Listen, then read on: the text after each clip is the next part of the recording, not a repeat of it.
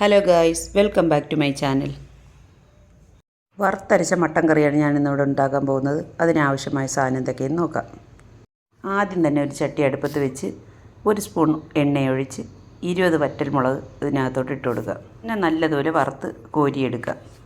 ഈ രൂപത്തിലാകുമ്പോൾ മുളക് കോരിയെടുക്കണം. 30 ഗ്രാം മല്ലിയാണ് ഞാൻ ഇതിനിടുന്നത്. അതും വറുത്ത് നമുക്ക് കോരിയെടുക്കുക. അപ്പോൾ മല്ലിയും മുളകൊക്കെ തണുക്കാൻ വേണ്ടി മാറ്റി ഒരറ്റത്തോട്ട് വയ്ക്കുക. ഞാനിവിടെ സൈഡ് ഡിഷായിട്ട് കപ്പയാണ് റെഡിയാക്കുന്നത്. കപ്പ ക്ലീൻ ചെയ്ത് ഒരു പാത്രത്തിലാക്കി അടുപ്പത്ത് വെച്ച് കൊടുക്കുക. അതവിടെ റെഡി ആയിക്കോട്ടെ. ഇനി ഒരു ചട്ടി അടുപ്പത്ത് വെച്ച് അരമുറി തേങ്ങ തിരുവിയത് ഇതിനകത്തോട്ട് ഇട്ട് കൊടുക്കുക. ഇനി ഒരു ഫുള്ളായിട്ടൊരു വെളുത്തുള്ളി ക്ലീൻ ചെയ്ത് അത് നമുക്ക് ഇതിനകത്തോട്ട് തേങ്ങയിലൂടെ ഇടാം. എല്ലാം ഒരുമിച്ച് എല്ലാം ചേർത്ത് വറുത്തെടുക്കണം. 2 കഷ്ണം ഇഞ്ചി അതിന് ചെറിയ പീസുകളായിട്ട് അരിഞ്ഞെടുത്ത് അത് നമുക്ക് ഇതിനകത്തോട്ട് ഇട്ട് കൊടുക്കുക. ഇടയ്ക്കിളക്കാൻ മറന്നു പോല് കരിഞ്ഞു പോകും. 2 തണ്ട് കറിവേപ്പില അത് നമുക്കിതിലിടാം. വലിയ ജീരകം 1 സ്പൂൺ, 1 സ്പൂൺ കുരുമുളക്,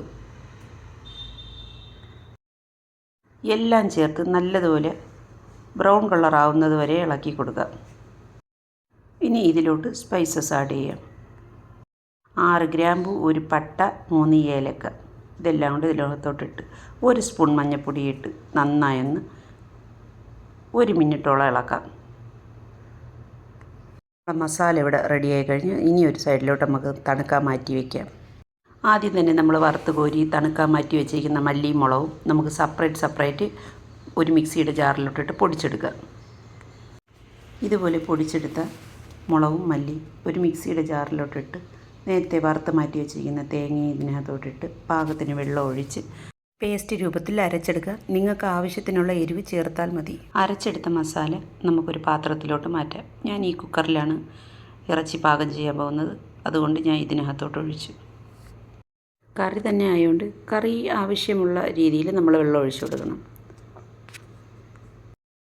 ആവശ്യത്തിന് ഉപ്പും ചേർത്ത് കുറച്ച് ഗ്രേവി ടൈപ്പിൽ കലക്കിയെടുക്കാം. ഇതിലോട്ട് 1 കപ്പ് ചെറിയ ഉള്ളി, 3 മീഡിയം സൈസ് തക്കാളി ചെറുതായി അരിഞ്ഞതും ഇനി കഴുകി മാറ്റി വെച്ചിരിക്കുന്ന മട്ടനും ഇതിനകത്തോട്ടിടാം. എന്നിട്ട് നല്ലതുപോലെ 1 സ്പൂൺ കൊണ്ട് ഇളക്കി മസാല പിടിക്കുന്ന രീതിയിൽ നമുക്ക് ഇളക്കി യോജിപ്പിക്കാം. നല്ലതുപോലെ ഇളക്കിയതിന് ശേഷം 2 തണ്ട് കറിവേപ്പിലയും ഇതിനകത്തോട്ടിട്ട് കുക്കറിൻ്റെ അടപ്പിട്ട് അടച്ച് 8 വിസിൽ കേൾപ്പിച്ചെടുക്കാം.